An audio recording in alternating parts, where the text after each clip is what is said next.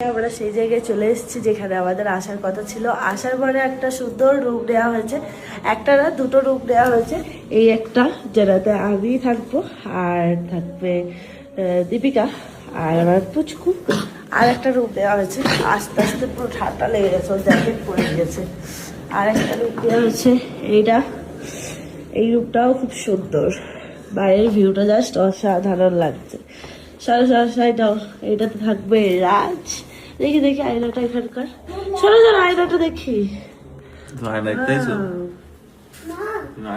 অনেক সুন্দর আয়নাটাই মেয়েদের, ঠিক আছে।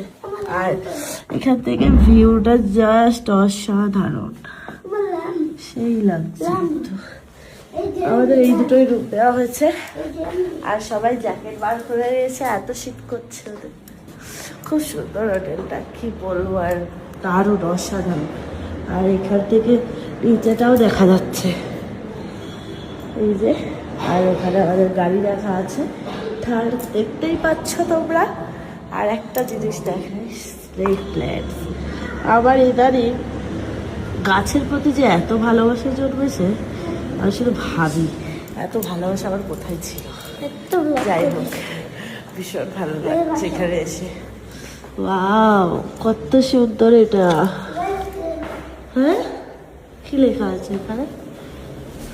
ভালো, কি লেখা আছে এখানে? অনেক কিছু লেখা আছে। আর আমরা কোথায় এসেছি তোমরা এখনো পর্যন্ত আমি বলবো না, তোমরা গেস কর যে আমরা কোথায় এসেছি।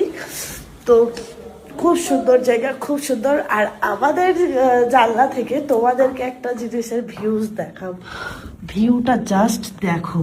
মানে ওইখানে কাচের মধ্যে কি দেখা যাচ্ছে বন্ধুরা, তোমরা শুধু দেখো। আমার যে এইটা দেখেই আমি মুগ্ধ। এবার সেখানে যাওয়ার পর আমার কি অবস্থা হবে একবার ভাবো।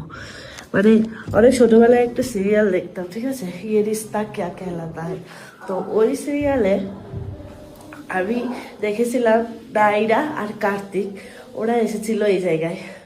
তো সেটা দেখে আমি ভাবতাম যে আমি কি কখনো যেতে পারবো না। যাই হোক, চলে এসেছি আর অনেক ভালো লাগছে। আর দেখো ছোট ছোট কুশন দিয়ে দিয়েছে আমাদেরকে। আর আমরা বাঙালি মানুষ, যেখানেই যাবো জামা কাপড় তো বেরোবো। আর বাড়িতে আসার সময় আমার প্রচণ্ড ঠান্ডা লেগেছে, বিশ্বাস করো, প্রচণ্ড, মানে প্রচণ্ড ঠান্ডা, কি বলবো। আর গলাটা বুঝতে পারছি যে গলাটা আমার ভারী ভারী হয়ে গেছে। দেখো এখান থেকে পাহাড়ের বাড়িগুলো জাস্ট কি ভালো লাগছে। মানে এখানে তো মানে ধাপে ধাপে হয় জিনিসগুলা, তো এগুলো এরকমই। আর তাই এত দেখতে সুন্দর। দেখতে পাচ্ছ ওই যে ওখানে